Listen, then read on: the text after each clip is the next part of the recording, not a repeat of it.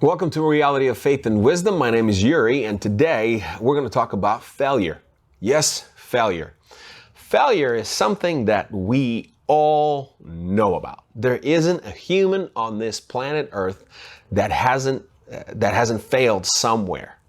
Failure is part of our life. It's something that we will experience maybe even today, tomorrow, and until the day we die. We will have failure in life. And I have experienced many failure. I have started things that I haven't finished. I have dreamed about things and went halfway that I didn't do, and on and on and on. I had failure in my life. And when I was in the middle of the failure, I thought it was the horrible, the most horrific thing that I experienced. Every failure was the same. I'm like, oh my gosh, why am I in the middle of it all? But when I got on the other side of it, I realized it was the greatest blessing in my life. Even some of the things that I still cringe a little bit about, certain things that happened to me, now is a blessing because I have learned from it. I became wiser.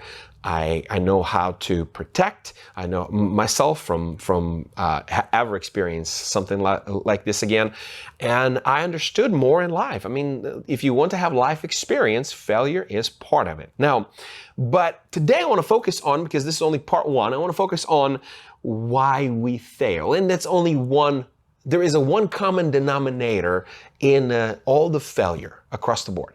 Whether it's in work area, whether it's at home, whether it's with your friends in ministry, you can apply it anywhere. That's somewhere that it's a common denominator across all the failures.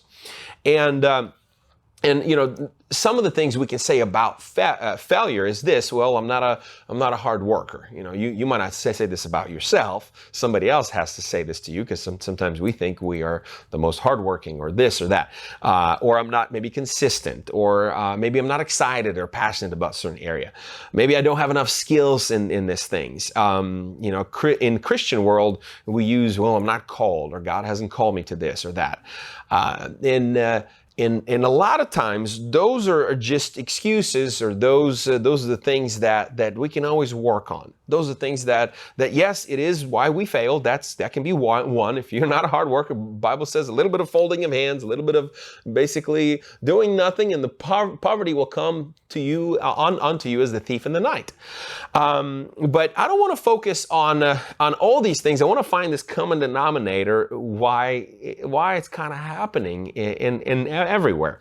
And a lot of times we don't focus on positive things. We focus on what we don't have yet. Right? Many times I in my 20s, I remember there was one time I said, I'm not good because I don't have an office. If I had an office in my house, I would be good at this area of my business. I would be better in this. I'd be better at this. And when I got an office, I realized it's not an office, it's me. And so a lot of times we focus on what we don't have yet. And a lot of times we focus on what we are not enough, instead of on the things that, hey, I'm great at this. I'm great at this. I'm great at this. And I'm going to follow this path and the gift that God has placed in my life. But what I want to focus, this one thing, or one common denominator, is details. Is this word called details? I almost wanted to call this podcast just with one word, details, but failure is a little bit, I guess, attracts a little bit more. Now, because we fail, in every failure there is details, or paying attention to the details. And let me start with this story about Israelites, because you might be like, hold on, details? Really? Failure? Details? I mean, how does that correlate? Well, you know, if you're Christian, or if you're not a Christian, then you hear the story. But if you know a little bit of the Bible, you know about the people that went from Egypt, and God brought them from Egypt, and he wanted to bring his people, Israelites, to the promised land. And so he called Moses to do this. And Moses asked his brother to do it with him, and they all went to Pharaoh, and by God's command told him, hey, let my people go, and the plagues happen and all these things. And then a little bit later, now Israelites are in the middle of the desert. And for those people that know this whole story, you can agree that failure happened because of complaint in their life. Truly, like because they just complained. They never saw good things. They saw the negative things. They never saw good things. They only saw what they don't have. We don't have water, so we're going to rebel against leaders and everybody else. We don't have garlic and meat like we had it in Egypt. Even though there was fire, God showed up in the cloud of fire, in the cloud in the cloud that led them. God brought supernaturally meat in the form of birds and manna from heaven, and God showed up to Moses on the mountain of Sinai. And you can go on and on and on and on what God did, but their focus was on what they don't have yet. I don't have yet, and this is why I'm failing in life. So another common denominator is that. But why details? Like I said, details. I want to read this quick story to you in Numbers chapter 20, verse 8. And this story, I'm going to give you kind of a little bit of intro. Now, this story starts when they got to this place and there was no food there was no water in that place. And so they started to complain about it and say, man, it would be better if we would have died in Egypt. It would be better if we would have died over there because there's no water. And they're just starting to grump and complain. So they called Moses. They wanted to just pretty much be done with life in general, depressed. I'm over, that's what we do. I'm done. This is it. This is the end. And Aaron and Moses and Aaron went before God, and it says in Numbers 20 that he knelt before God, and the presence of God came down, and he prayed to God. And so God gives him this instruction. And God says this, you, to Moses, that's Numbers 20, verse 8. You and Aaron must take staff and assemble entire community. And staff that he had it with him all the time. As the people watch, speak to the rock over there. So God's showing them exactly what to do. And I will pour out its water. And you will provide enough water from the rock to satisfy the whole community and their livestock. I'm going to read all the way through it just one more time. You and Aaron must take staff and assemble entire community as the people watch. Speak to the rock over there, and it will pour out its water. You will provide enough water for the rock to satisfy the whole community and their livestock. Then he and Aaron summoned the people to come and gather at the rock. Listen, you rebels, he shouted. Must we bring you water from this rock? Then Moses raised his hand and struck the rock twice with the staff, and water gushed out, so entire community and their livestock drank their fill. But the Lord said to Moses and Aaron, because you did not trust me enough to demonstrate my holiness to the people of Israel, you will not lead them into the land I am giving them. This place was known as the waters of Meribah, which means arguing. Now, you know a little bit, if you read this chapter later, you know that this chapter also describes death of Aaron. And God calls Aaron, God talks to Moses and says, okay, Aaron came to the end. It's time for him to die. And they brought him on the mountain. He died on the mountain. Later on, we find out that Moses only had glimpse. He went to the mountain and saw the promised land, but never finished the thing that God has called him to. His calling was to get the people to the promised land. And to some extent, he saw that they will get there, but he never saw the finished product. He never saw the end result. Now, I'm going to pause here for a second. I'm going to come back to this story. And I'm going to tell you the story which has happened between me and my son. Michael, he sold his car. And I told him, hey, when you sell your car, when you get all the money, put all your money together, I'm going to help you buy a car. And me and him, we found a 13-year-old Lexus from 2009 Lexus SI 250, all-wheel drive with a very, very low mileage on that, and in West Palm Beach. So me and him decided to fly to West Palm Beach and get the car that he wanted. Very older car, It's a Lexus that he wanted, and but it was the new car. It was brand in his world. It was very low mileage, and it was specifically exactly the car that he wanted. So for him, it was just like brand new car, I would say.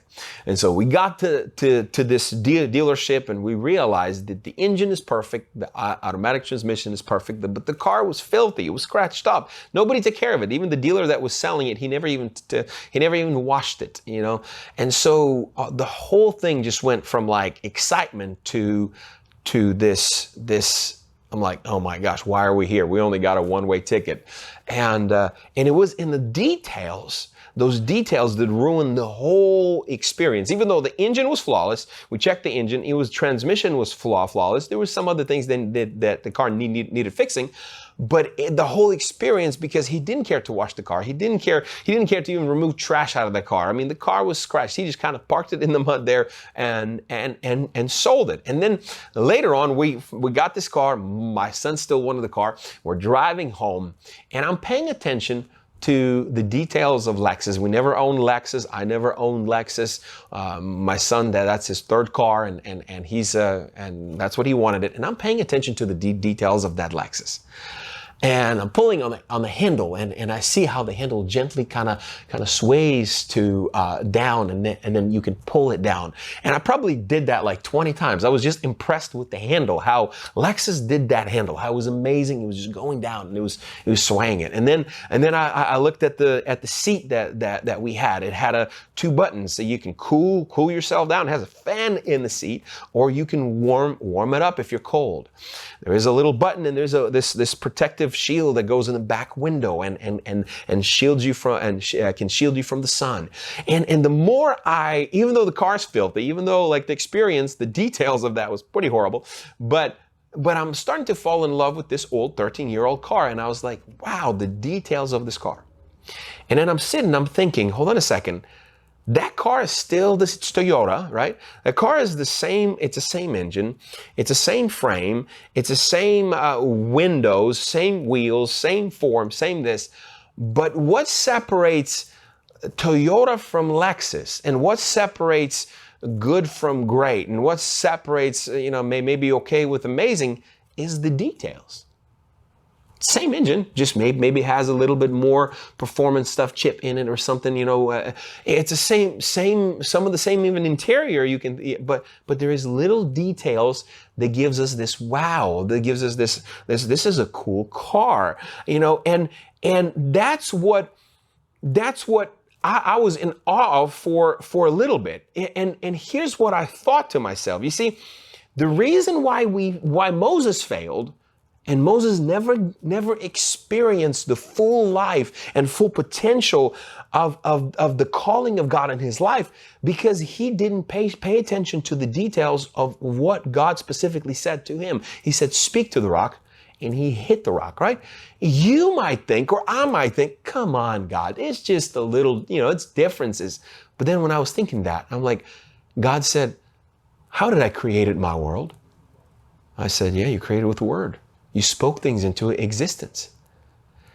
And our words carry power. Our words carry this tremendous power. And I'm looking into this. And the more I pay attention to what God has said to Moses, the more I realize how everything else, if he would have done it, he would glorify God with that. People would not look at Moses and what he did. They would look at God and how powerful he is. And what I realized, that in general, we, the people today, we are 70%, 80%, at most we're 90%. What I mean by that, we don't pay attention to the details in our life anymore. We don't pay attention to the word of God in our life. We don't pay attention to the details, but yet details would separate good from great. Details are, hey, you told me to do this, and guess what? I also did this, just so it'll be wow, if somebody does this to you and somebody said, hey, you only asked me to clean one room, but you know what? I paid attention to the details. And I saw that other room, the next to it, was pretty dirty. So I just took extra 5 minutes and swept that other room. If the employees that I've hired in my life, when I saw those qualities, I automatically wanted them to succeed. I automatically wanted them like, man, what can I do that I can promote you, that I can do something that I can help you in my life? But those that said, hey, yeah, you did, you asked me 100%, but I did it 80%. They usually failed. I never, it almost like, if he's not going to listen here, he's not going to listen there. If he's not going to listen there, he's not going to listen there. And what if somewhere along the way in my life, God might directly say, hey, I want you to walk up to this stranger and just tell him, hey, I love you. And God loves you. And at random, right? What if God says, hey, go buy somebody's grocery, but you never pay attention to the details, and you might change someone else's life forever. But because we never pay attention to the details. Moses knew the power of God. Moses knew that God's never going to fail. Even he failed. He hit the rock. God didn't fail. He took all the glory from God, and he took it upon, we doing it. This is me. And sometimes that's what we see in life. Look how much I'm doing it. Look how much I'm putting to these things. But it's never with full heart. It's never with, I'm doing this. I'm not doing it to so-and-so, to so-and-so. I'm doing it to you. I'm going to pay attention to the details. And just because you asked me this, I'm going to do that 100%. If you just do that, but if I'm going to go even step further. And if I see something else that needed to be done, I'm going to do it. That's what I realized. That's where success is. What separates every single thing, let me just close with this. What separates mediocre from greatness? What separates this halfway attitude from greatness? What separates, all these things is really the details. The luxury cars is because of details. They put so much time into details. Details open doors to the future opportunities or future failure. Let me read this again. Details open doors to future opportunities or future details or future failure, sorry. The details do. Because if somebody do it with full heart, do everything like you do it unto God, that's a pay attention to the details opportunity. I'm going to do everything like I'm doing it for you. But yet what I've realized in my life, I give in to the same thing that Israelites did. We look and we gravitate towards what I'm not enough yet, what I don't have yet. And if only, and we play this card, if only I would do this, if only I would have this.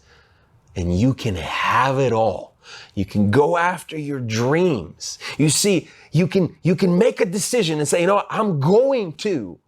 And if only, all will fall apart. You see, in details, there is perseverance.